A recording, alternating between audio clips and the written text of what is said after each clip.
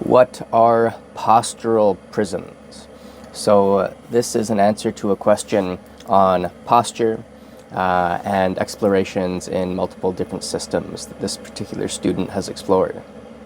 So, what's a postural prism? Well, when most of us have started, when we begin on a spiritual path, typically there are postural instructions that involve, in one fashion or another, an elongated spine, a relaxation through the body, a suspension and fullness through the body as well. And there are many minutiae that the posture works through. So when we're exploring that minutiae, what happens in the beginning is the student typically will attach very hard to the instructions given by the teacher. And this poses a big problem for future development. Now, of course, in the beginning, you don't know anything, so you want to listen to what you're being told. However, if we idolize the instructions given by the teacher or the postural postulates, this will hold us back. These are tensions of the mind. These create blockages in the astral body and the flow of the energy, as well as physical blockages and types of constraint. So when we are exploring posture, we want this to be done from an open perspective that allows for change and shift in posture to occur.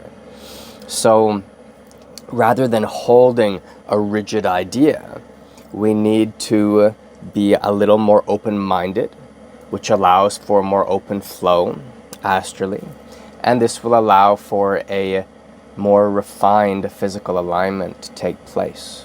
Okay, one thing that you'll notice if you actually put the time in to in-depth, long duration, say standing or seated practices, especially if there is some small goal of stillness that's involved, then what you'll notice is that a lot of what you are holding in terms of the idea of the posture is actually inhibiting stillness and inhibiting release, right? So we really need to explore this once again from an open perspective. So maybe you have the instruction of suspend the head from above. Okay, so you suspend the head, and this, of course, it elongates everything, it opens things from a gross physical standpoint. But eventually, there's a tension of the mind that is stagnant here. And so these tensions, we start to let go of. Now, what happens is you might hear an instruction like, hang the muscles, right? And in order to relax, let gravity pull things down to pressurize the connective tissue. However, what happens when we do that is you start to get this very intense physical pressurization, right? And often it is in contrast to release into the energy. So what you're aware of becomes very important here. If you can perceive energy, then you can work with it, and your release and your posture can both function and harmonize in relation to the energy. And what energy you tap into will depend on your level of development. So that is a very important thing. If we are collapsing, often when we do this sinking method, there's a type of collapse, and this can actually create further barriers, both physical, astrally, mentally, all on all planes, can create barriers which inhibits mergence with the energy. It creates literal walls, these membranes, which separate us. So as you are working with this merging process with higher orders of energy, the reticulation through the body needs to change. right? And you'll find the ideas of posture, you start to let go of those, and suddenly you aren't holding yourself in the posture anymore.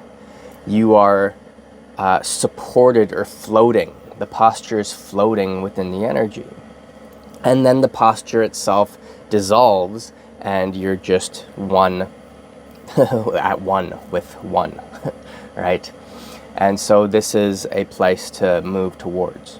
Okay, so there's many different explorations, different types of harmonies that you can explore, and these harmonies use the coarser relationship of mind to create different facial pulls and ratchets almost, and slings and all this stuff. And they will all train different aspects of the body to be essentially pressurized in in contrast to the release of the energy. Because it's pressurized in contrast to it, you then have the opportunity to really allow that space to open up, right, and merge with the energy. It will have to release more and more deeply. If, let's say we're working, say, the throat here, and we find a position that pressurizes the tissue there, and this can be done physically, but also this is done through these mental relationships and connections that organize the fascia in more refined ways, right? As you pressurize that area, you can let that tissue pull tighter, tighter, tighter, tighter, and get more and more and more intense. And then if you work on, say, a release method to hang, you'll make it even more intense. But you can also find that pressurization and start surrendering it to, say, light.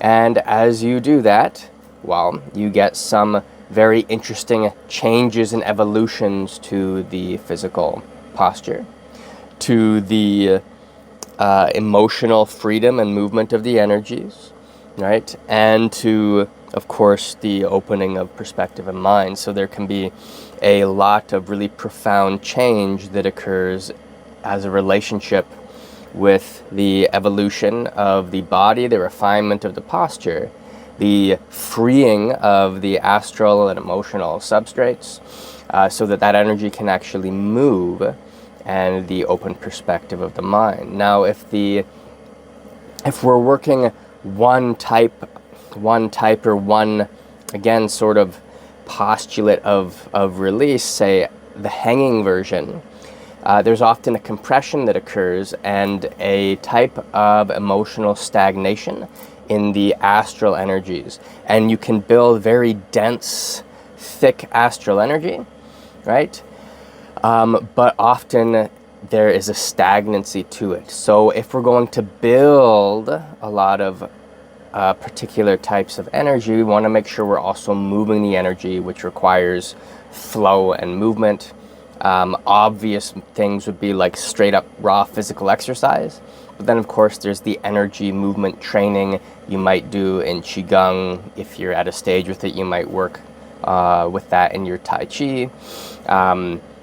Different types of yogic practices, and I guess they're called like Kriya yoga practices. So you have different types of motions and stuff that'll move the energy in different ways. So you have the building of the energy, the moving of the energy, and the merging or unification of many different substrates and locations within the body with the energy.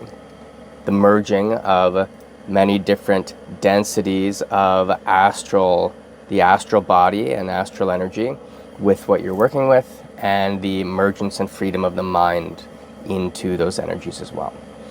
Okay, I hope you found this helpful. Thanks for your time. If you're interested in training, I have a retreat, a spiritual attunement retreat coming up in June 2025. This is in Powell River, BC, and there's level 1 and 2, 16 days of full-time practice. All right, thanks a lot.